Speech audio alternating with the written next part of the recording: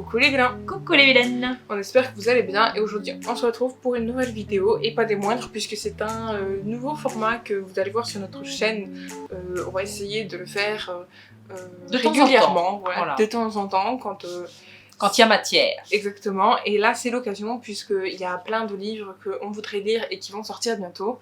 Donc comme vous l'avez vu dans le titre, c'est les sorties livresques de fin août jusqu'au début octobre. Voilà. Donc on va commencer en vous présentant, donc on va les faire dans l'ordre de sortie. On va essayer de bien dispatcher tout ça et comme ça, si vous voulez prendre des notes, vous pouvez. Et puis s'il y en a qui vous intéressent, dites-nous-le en commentaire. Ça nous fera plaisir de voir si ça vous tente ou pas, comme nous ça nous tente, puisque exactement. Voilà, sorties livresques, on les a pas en notre possession. C'est vraiment des envies de notre part. C'est-à-dire que moi, ce que je vais vous présenter, c'est vraiment ce que j'aurais. Enfin, ce que j'aimerais surtout lire par la suite, dans les mois à venir peut-être. Et pour Vinciane, pareil. Exactement. Voilà, donc ça peut être sympa de faire un récap de ce qu'on aime. Du coup, on va commencer tout de suite. C'est parti!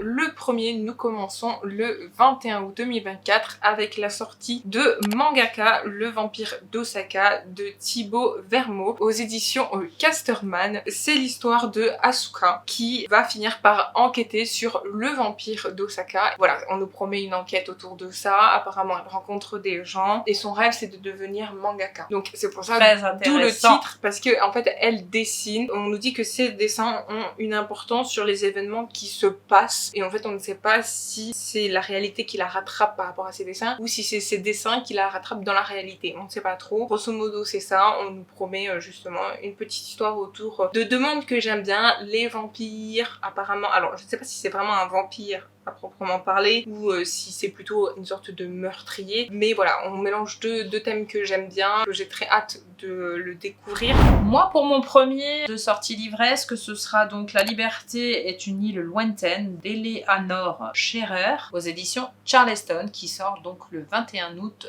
2024. Nous allons suivre dans ce roman Rachel en 1834 dans les Caraïbes. L'abolition de l'esclavage est faite. Ce qui se passe, c'est que Rachel, on lui a enlevé ses enfants à la naissance. Donc on lui a arraché, c'est marqué dans le derrière de couverture. Il s'avère qu'elle va tout faire, au vu de l'abolition de l'esclavage, elle va tout faire pour se sortir de cette plantation, pour pouvoir aller chercher et résoudre l'énigme de ses enfants. Elle veut absolument les retrouver. Et donc c'est son périple que nous allons suivre dans ce roman. Ça a l'air assez bouleversant, assez touchant. Moi en tout cas il m'intéresse, puisque ce sont deux thèmes aussi qui m'intéressent. Donc tout ce qui est par rapport à l'abolition de l'esclavage et leur état après, parce qu'il y avait le pendant, il y avait le avant, mais il y avait aussi le après. Et donc c'est très intéressant de voir le parcours de Rachel à ce moment-là. Donc moi pour mon second, ce sera Quand les oiseaux reviendront de Merja Maki, donc aux éditions Charleston. Et c'est pareil, ça sort le 21 août. Là on va suivre une jeune femme qui s'appelle Ali. On est au fin fond de l'Infalande en 1940. Elle s'apprête à avoir des sacrées péripéties puisque elle apprend d'un seul coup que l'URSS s'apprête à annexer la province de Carélie. Je le lis parce que voilà, c'est un peu compliqué. D'où elle est originaire. Dans ce livre, on va suivre cette jeune femme qui, par ses décisions politiques et frontalières, on va dire. Ali va voir donc que sa population va devoir partir en exil, puisqu'ils vont être contraints, un peu comme les Amérindiens aux États-Unis ou tout autre peuple, vont être contraints à l'exil, donc de partir de leur terre. Et donc on va suivre son périple à travers ce roman, qui a l'air très très beau, d'après ce que je vois de derrière, par rapport au décor. On sait que la Finlande, c'est majestueux, c'est magnifique, il y a de la nature. Enfin, c'est vraiment un livre qui me tente. Pour le suivant, on change d'édition. On change de jour. Donc ce sera La Terre des prodiges de Patricia Shaw aux éditions Archipoche, sort le 22 août, donc encore une fois c'est passé. Mais on va retrouver donc Cybèle qui part avec ses parents en bateau, et en fait il va s'avérer qu'il va y avoir un ouragan, donc il va y avoir un problème avec le navire, et elle va se retrouver seule à 17 ans à faire confiance apparemment à un certain Logan pour se dépatouiller un petit peu, puisqu'elle va se retrouver aux abords des côtes australiennes pour le coup. Et là nous allons suivre donc toutes ces péripéties, ces épreuves aussi, puisqu'on nous parle de trahison, de passion, et donc on va aussi nous parler de son courage et de son intrépidité, puisque elle va devoir se débrouiller un peu seule, malgré qu'il y ait Logan à ses côtés. Et on sait que quand on arrive dans un pays, et surtout certainement à cette époque-là, je ne sais pas à peu près à l'époque, mais vu la couverture, voilà, c'est assez ancien, donc il fallait quand même se dépatouiller pas mal. Et donc voilà, j'ai très hâte de suivre ces aventures à Cybèle, puisque vous savez très bien que voilà, ça ressemble un peu aux Pionnières que j'ai déjà lu, ça ressemble un peu au décor. Voilà, ça dénote pas des Tamara McKinley, puisqu'elle écrit beaucoup sur les paysages australiens. Donc je pense que ça devrait me plaire très fortement. Donc encore même jour, même édition de l'Archipel, et puis ça s'est sorti le 22 août, mais celui-là il me tente beaucoup encore aussi. Ce sera avec L'Espoir pour Horizon de Anne-Marie Brère, j'espère que je le prononce correctement. Donc là on se retrouve en Irlande après la période de famine, vous savez qu'il y a eu une période de famine en Irlande avec le mildiou et les patates. Après cette période-là, on sait très bien que beaucoup d'Irlandais sont partis s'exiler aux États-Unis. Là, pour le coup, nous irons en Australie. Nous suivrons donc Hélène, qui a 28 ans et qui a 3 enfants et qui est veuve, et donc qui veut tenter sa chance en Australie. Donc après cette période de famine où elle n'a plus rien de toutes les façons, donc on va suivre son périple avec ses 3 enfants. J'imagine que ça ne va pas être facile, et donc voilà, j'ai très hâte de suivre ce roman, puisque voilà, c'est une autrice que je ne connais pas pour le coup, mais qui est dans la même veine, un peu comme le précédent, donc dans les Sarah Lark, Tamara McKinney, toutes ces autrices que j'aime beaucoup déjà. Donc j'ai hâte de découvrir, puisque pour le coup, comme je vous ai dit, c'est une autrice que je ne connais pas. Pour le suivant, donc, ce sera La Petite Bibliothèque des Souvenirs. Je pense que vous êtes comme moi, vous le voyez beaucoup passer, celui-ci, de Kate Storey aux éditions City Éditions. Il sort le 28 août 2024. Là, on va suivre donc Sally, qui ajoute un livre dans la bibliothèque de sa fille Sally tous les ans à son anniversaire, et on nous explique que les mères et filles se sont fâchées il y a quelques années de cela, et Sally est donc partie vivre en Australie, et il va y avoir un événement déclencheur qui va faire qu'à un moment donné, Sally va devoir revenir dans sa maison, je dirais natale, on va dire. De là, elle va découvrir donc tous ces livres entassés depuis des années qui ont été dédicacés par sa maman. Donc je pense que ça doit être très attachant et touchant, ce livre. En tout cas, je l'espère. Voilà, on va suivre sûrement la découverte de cette bibliothèque et cette surprise que sa maman lui a fait. Et maintenant, on enchaîne avec le 28 août, puisque le 28 août sortira le tome 2 de Favor. C'est une romance autour du monde, je crois, de pilotes. Enfin voilà. Je sais que le tome 1, je l'ai pas encore lu, mais comme la saga m'intéresse, je mets le tome 2 ici. C'est de Jeanne Forster aux éditions Plume du Web. Voilà, donc c'est le tome 2, Sublime Clarté. J'ai très envie de lire la saga, le 1 me tente beaucoup. Donc voilà, je mets le 2 ici. Voilà, je m'étale pas sur l'histoire puisque du coup c'est le tome 2. Ouais. Vous l'aurez compris. Mais voilà, comme ça vous savez que j'ai envie de lire cette saga. Et ensuite, on enchaîne avec le 29 août. Et le 29 août sort le deuxième tome d'une série que j'ai commencé il y a pas si longtemps que ça. C'était Royal Blood et c'est le tome 2. Donc là, c'est Royal Scandal de Aimé Carter aux éditions Pocket Jeunesse. Vous savez, je l'ai commencé, je l'ai lu, donc je mets le tome 2 du coup ici puisque voilà, j'ai envie de le lire et de découvrir la suite d'Évangéline. Voilà. De belles sorties. Je me spoil pas sur la suite de l'histoire non plus, donc je vous fais pas de résumé, mais voilà, pour moi c'est obligé qu'il soit là. Moi, pour mon suivant, ce sera L'année de la victoire de Mario Rigoni Stern. Donc c'est un tome 2, il sort le 29 août 2024. Donc comme je vous ai dit, c'est une suite, un tome 2 d'une trilogie du Haut Plateau, donc l'histoire de Tony, ça doit être le tome 1 que j'ai bien envie de me le lire. Donc comme le 2 sort, et bien ça m'a intriguée, donc j'ai été voir, je me suis dit tiens, pourquoi pas. On se retrouve au sud des Dolomites en Italie et on va nous expliquer un peu le parcours donc de ce peuple et de ce village et de cette région natale, prémisse de la Première Guerre mondiale. Ça va être très intéressant puisqu'on nous parle de gens mobilisés, de prisonniers ou de réfugiés. On sait apparemment dans le résumé que Stern a fait un travail de fourmi puisqu'il a été donc chercher des renseignements sur tous ces personnages dans ses romans en ayant, je crois, interviewé donc les membres de sa famille qui ont vécu cette période-là, mais aussi donc des témoins indirects qui lui ont permis à ce moment-là de pouvoir signaler donc ses romans en étant bien renseigné, surtout pour construire son univers à travers tout cet anti-militarisme comme ils disent. Donc c'est un roman qui a l'air très intéressant et donc bon, c'est un tome 2 hein, mais voilà, je suis très tentée par cette petite trilogie. Donc ensuite pour le prochain, c'est un format poche qui sort, même si du coup le brochet est déjà sorti, mais là c'est une édition poche qui sort le 4 septembre, C'est ça. voilà, et c'est L'Empire des femmes, c'est le tome 1 de Cassandre Lambert, pardon, aux éditions Hachette Roman. Donc c'est une histoire de femme, puisque c'est un monde matriarcal. Voilà, c'est ça. C'est tout Ça l'inverse. déjà, quand j'ai vu ce mot-là, j'ai dit « Oh !» C'est tout l'inverse et on nous promet justement une duologie antisexiste et ambitieuse et captivante. Donc voilà, ça nous a plu. On s'est dit qu'on allait le lire toutes les deux, voilà, puisqu'il y a le tome 2 qui est déjà sorti en grand format. Donc voilà, pourquoi pas se le procurer en poche. Ça peut être l'occasion de le lire toutes les deux. Oui, et ça d'avoir change. Je me suis, une lecture en commun. Ça m'a bien intéressée et donc je dis à Vinciane, je dis on aimerait bien lire ce genre de choses. Exactement, ça a l'air très intéressant en tout cas, voilà, un monde gouverné par les femmes, voilà, où pour une fois ça change un petit peu, c'est pas la même chose.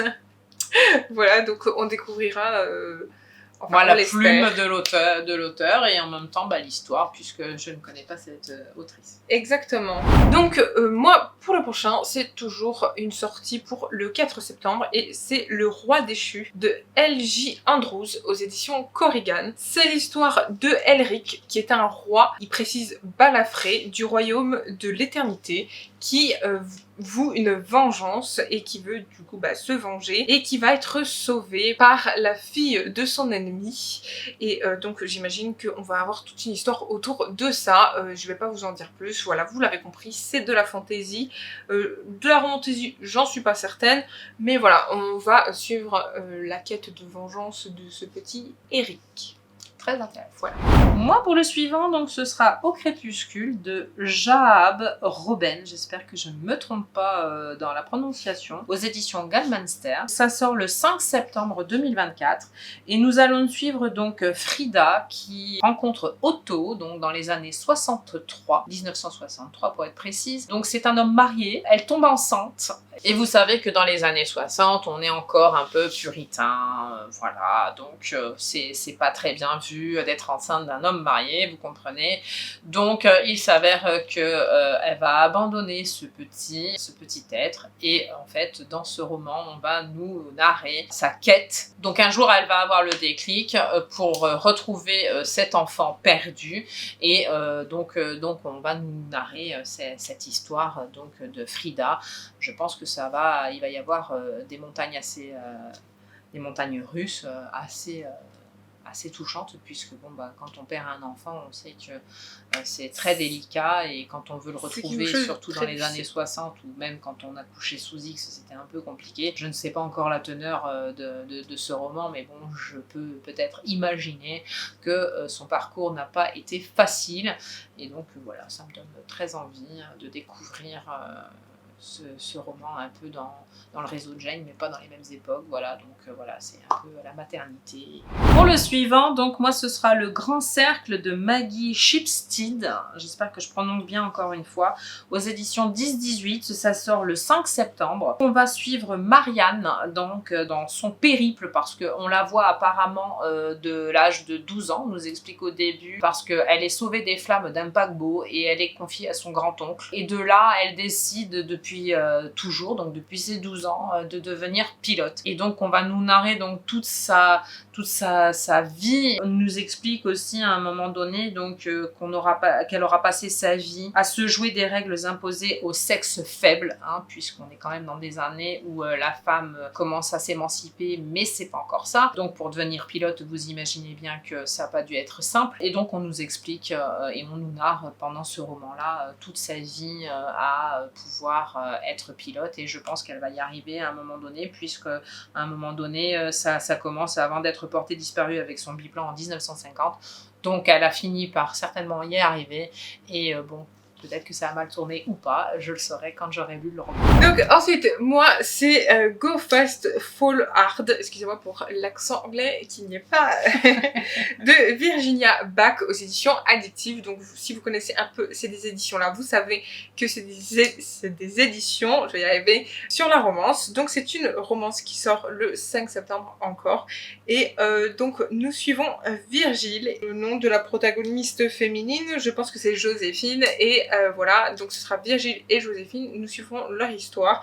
Alors je ne sais pas si ça a des allures un peu de dark romance ou pas, mais regardez la couverture, voilà, ça peut vous donner peut-être vous une idée.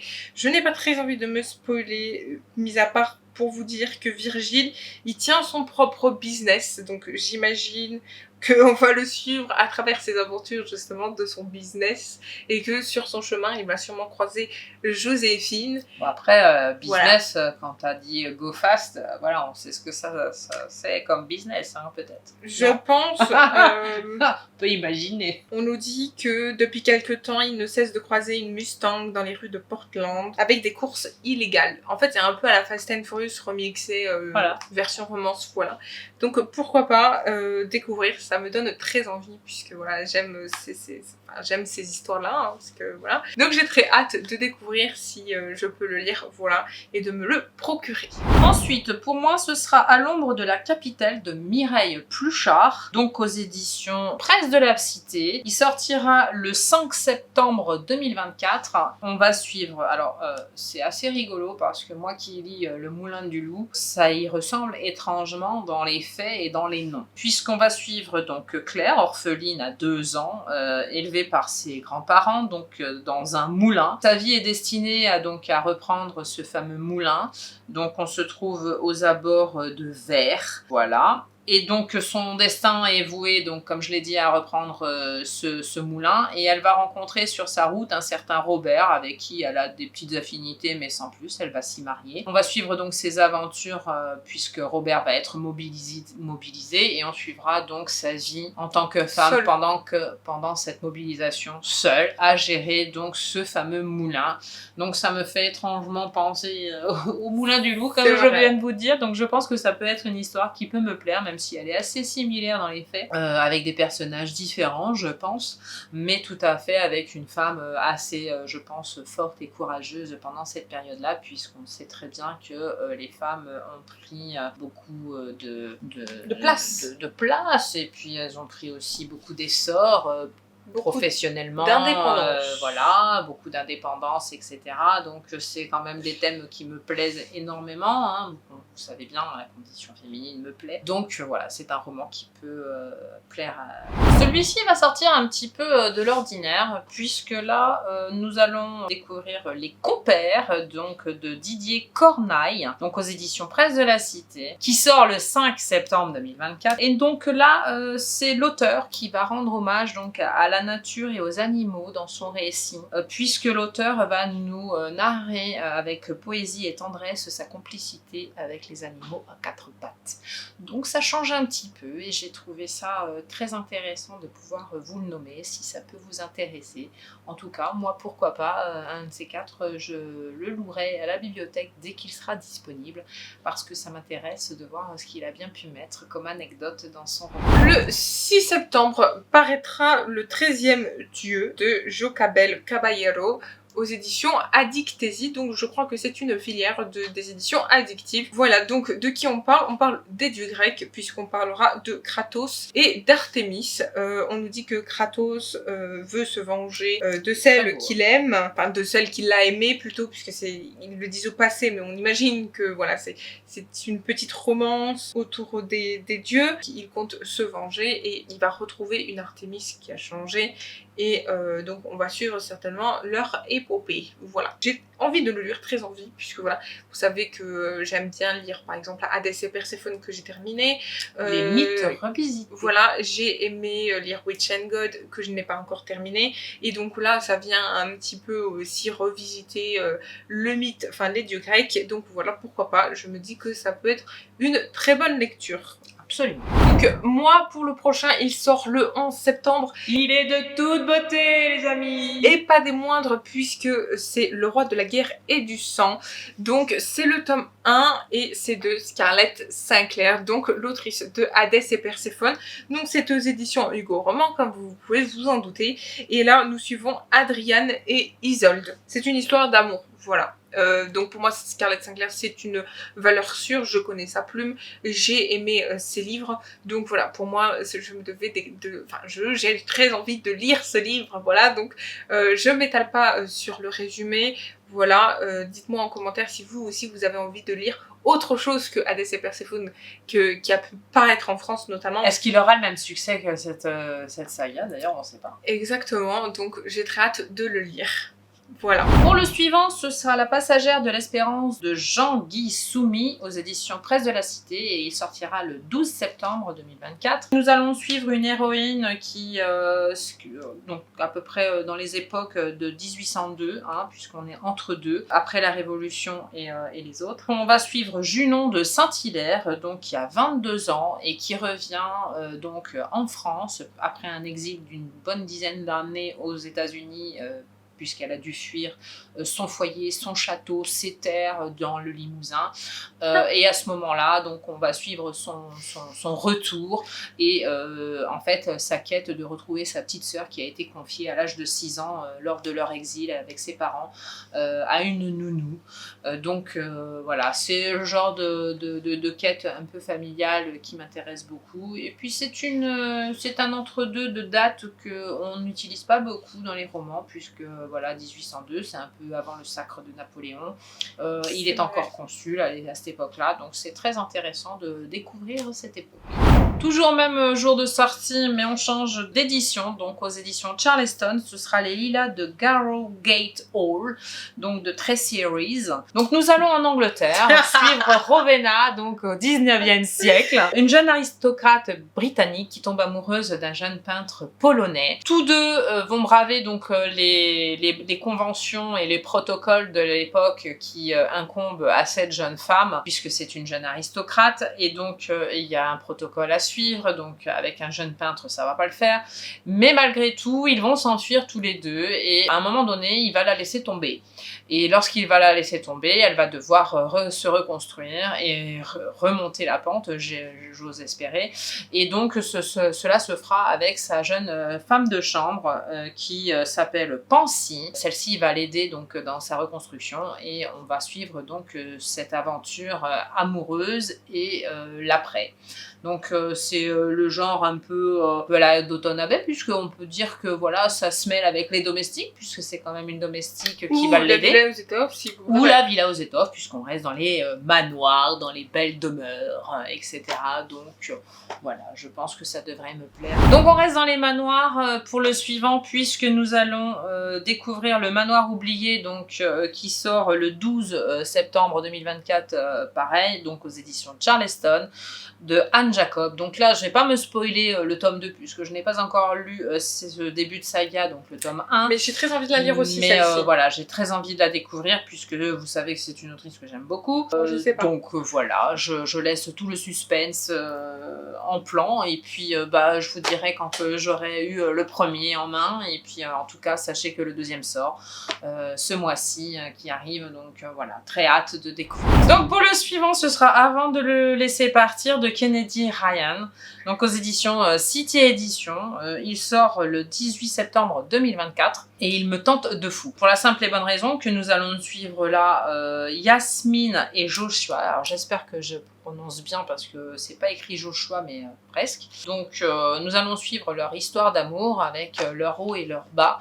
Beaucoup de bas puisque au lieu que leur mariage dure éternellement, ils vont décider de se séparer et ils vont trouver une petite vitesse de croisière à s'occuper de leur entreprise florissante et de leurs enfants, si ce n'est que en fait ce sont deux personnes un peu comme des aimants et ces aimants là au fil du temps de travailler ensemble etc vont renouer malgré tout.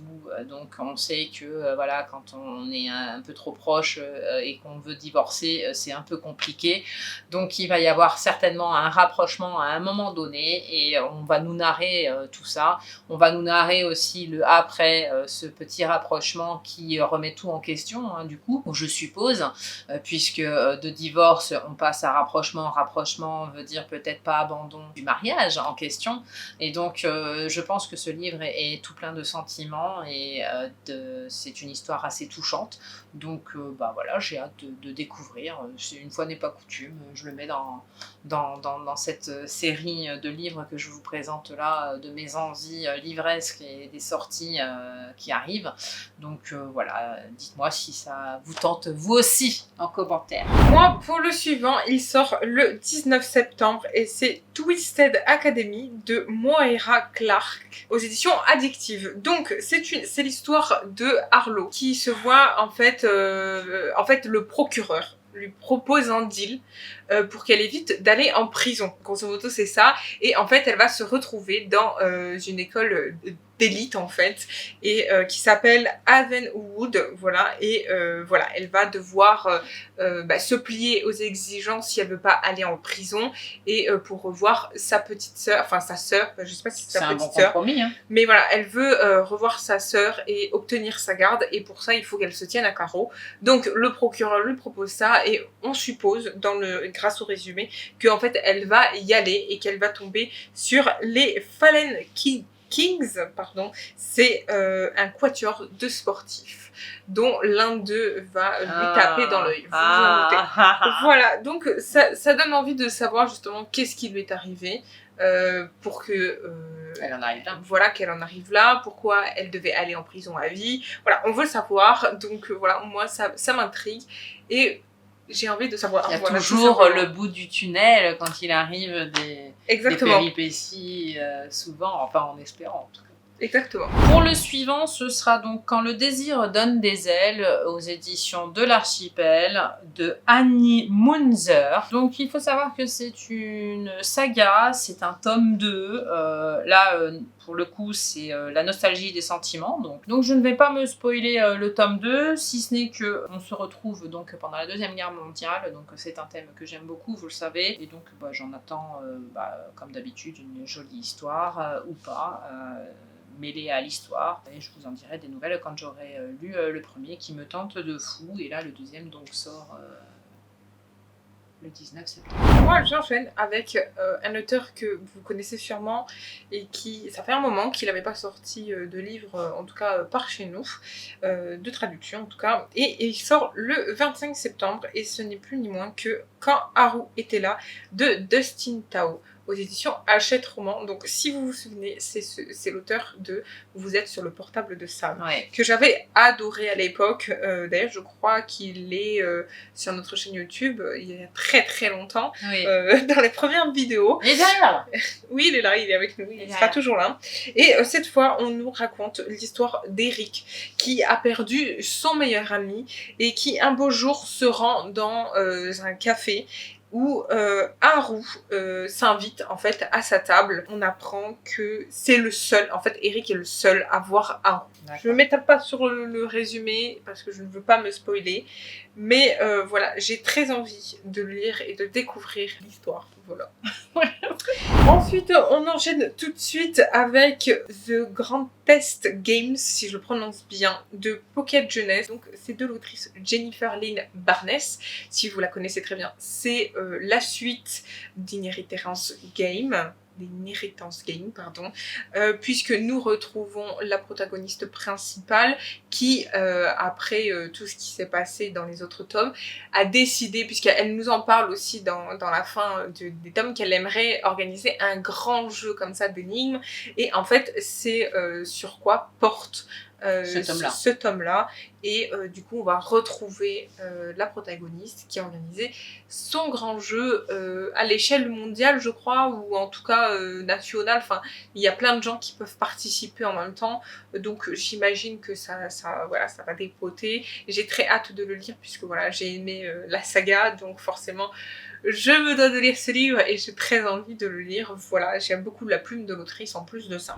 Donc toujours le 26 septembre, il y a le deuxième tome de la saga Kiara qui sort. C'est Le Diamant écorché par le sang de Hazel Diaz aux éditions de New Rules. Voilà, donc entre parenthèses, les éditions L'Archipel. Alors pourquoi je le mets là? C'est une sorte, je crois, de dark romance tout ça.